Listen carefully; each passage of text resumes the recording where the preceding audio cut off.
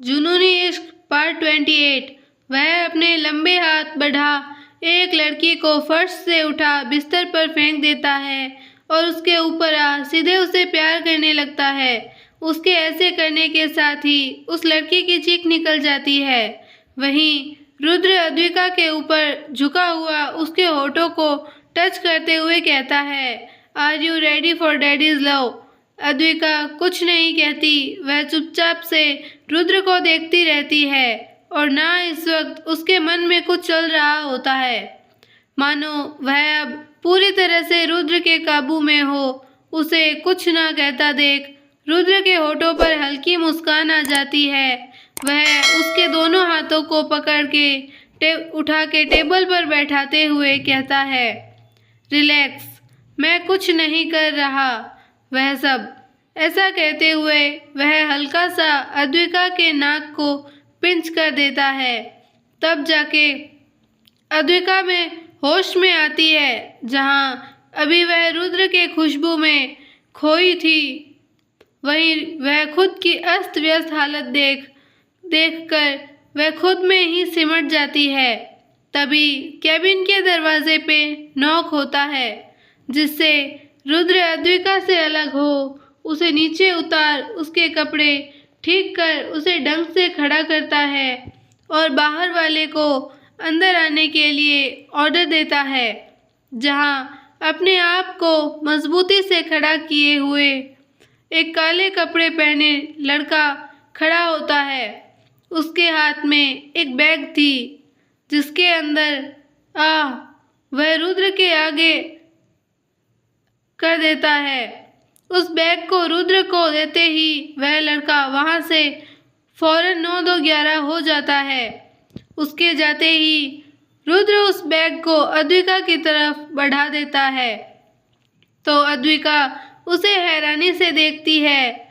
इतना हैरान होने की ज़रूरत नहीं है, इसमें कपड़े हैं, जाओ और जाके इसे पहन लो।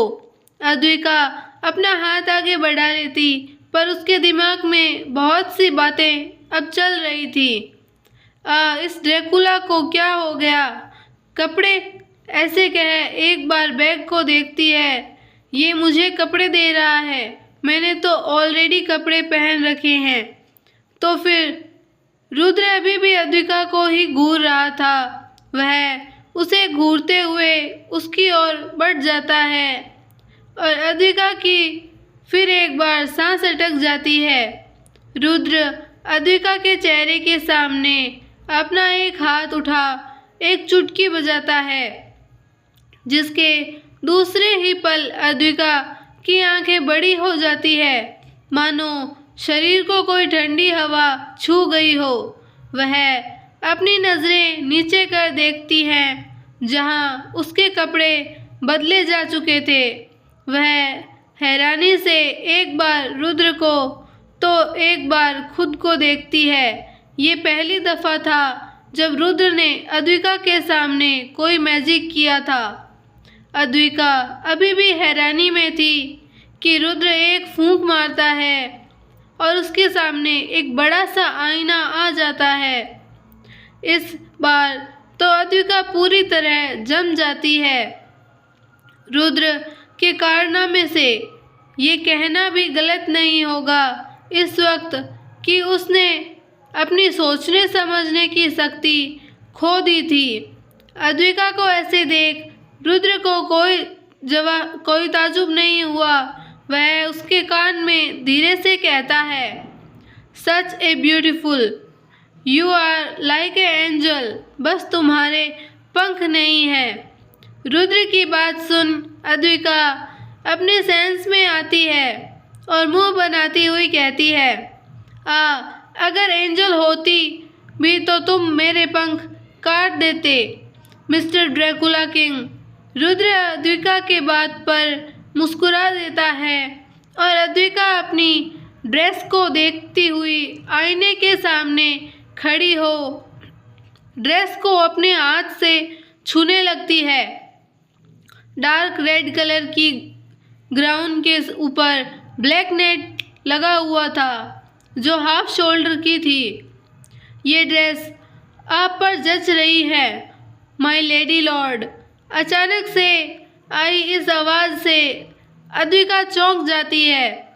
वह झट से रुद्र को बाजुओं से पकड़ के डरते हुए कहती है, सुना, ये आईना अभी अभी बोली। रुद्र बिना किसी भाव के अद्विका की ओर देखता है और उसके हाथ को पकड़ के उसे फिर से एक बार आईने के सामने खड़ा कर देता है। तो अद्विका भी किसी बच्चे की तरह अपना सर नाव में हिलाते हुए रुद्र के पीछे छुप जाती है। माय लॉर्ड, लेडी लॉर्ड, आप मुझसे ना डरें, मैं तो आपकी गुलाम हूँ। तो अद्विका उस आईने को देखने लगती है, जिससे फिर एक बार आवाज़ आती है, माय लेडी लॉर्ड, आइए, मैं आपको तैयार कर देती हूँ। अद्विका अभी भी रुद्र के पीछे छिपी हुई थी, जिस पर रुद्र उसके हाथ को पकड़कर उसे आईने के सामने कर देता है, जिसके दूसरे ही पल अद्विका खुद को देखती है, जहाँ वह बेहद खूबसूरत लग रही थी और वह आईना वहाँ से गायब हो गया था। इस वक्त सच में अद्विका उस ड्रेस में और आईने ने जो उसे लुक दिया था ना, वह ड्रैकुला क्वीन लग रही थी। वहीं दूसरी तरफ आज डार्क मैंशन डार्क नहीं, बल्कि उसके उल्टा रोशनी में जगमगा रहा था और मैंशन के गार्डन में 3 लोग छुपे हुए थे। अपनी पलकें झुकाए खड़ी अद्विका इस वक्त हूर की परी लग रही थी। सच में आज अगर कोई पूछ ले कि ज़मीन पर चांद कहाँ है, तो वह पता रुद्र की दिलरुबा यानी अद्विका का होगा। अद्विका के बगल में खड़ा रुद्र उसे अपने सामने कर उसके कान में धीरे से गुनगुनाता है, मेरे सनम, तुझे प्यार किया है, सिर्फ इंतज़ार किया है, मुझसे निगाहें कहीं फेर न लेना, मैंने तो तेरा एतबार किया है। वहीं इस सब से दूर जर्मनी में बहुत से पिशाच एकजुट हुए थे, मानो उनकी कोई सभा चल रही हो। आपस में उन सब की खुसुर फुसुर चल रही थी कि वहाँ एक भारी आवाज़ गूंजती है, मेरे गुलामों, आज वक्त आ गया है कि हम अपने हक की लड़ाई शुरू कर दें। जिसका सपना हमने बरसों से देखा है, जो हमारा है, हम उसे ले लें। इतने में ही वहाँ पर शोर होने लगता है कि हाँ, हम अपने हक की लड़ाई लड़ेंगे। उन सब पिशाचों के मुंह से इतना सुनते ही किसी राजा की तरह बैठे उस शख्स के होठों पर एक बड़ी सी स्माइल आ जाती है। वह खुश होते हुए खुद में ही मुस्कुराते हुए कहता है, जो डेको को पसंद आ जाए वह उसे किसी भी हालत में ले ही लेता है। वहीं मुंबई की बारिश अब थम गई थी और बारिश थमने का फ़ायदा उठा के गार्डन में छिपे 3 लोग अब एक एक कर अंदर जाने के फिराक में थे। तभी उस मैंशन के एक सर्वेंट को गार्डन में कुछ शक होता है, तो वह उस ओर बढ़ जाता है। उसे अपनी ओर आता देख वह 3 लोग, जो कोई और नहीं बल्कि आरव, मणिका और ओमकार जी थे, उन तीनों की तो हालत खराब हो जाती है कि अब वह क्या करें।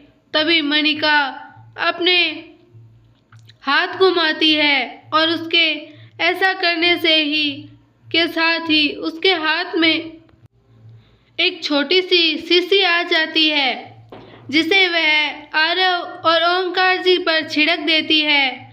तब तक वह सर्वेंट भी वहां पहुंच चुका था और ओमकार जी साइड होके अपने चेहरे पर एक मास्क लगा मेंशन के अंदर चले जाते हैं। उन्हें जाते हुए वह सर्वेंट देखता है पर कुछ नहीं कहता, जिसे देख आरव मणिका की तरफ देखते हुए सवाल करता है, यह क्या उसने दादाजी को कुछ नहीं किया?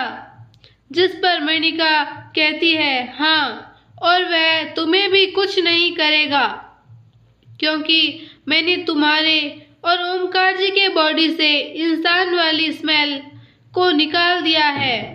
आरव कंफ्यूज्ड हो मणिका को देखता है तो वह अपने हाथ में ली हुई शीशी उसके आगे करती है तो आरव समझ जाता है, जिसके बाद वह भी मेंशन के अंदर जाने को होता है कि मणिका उसे पकड़ अपनी तरफ पलट देती है।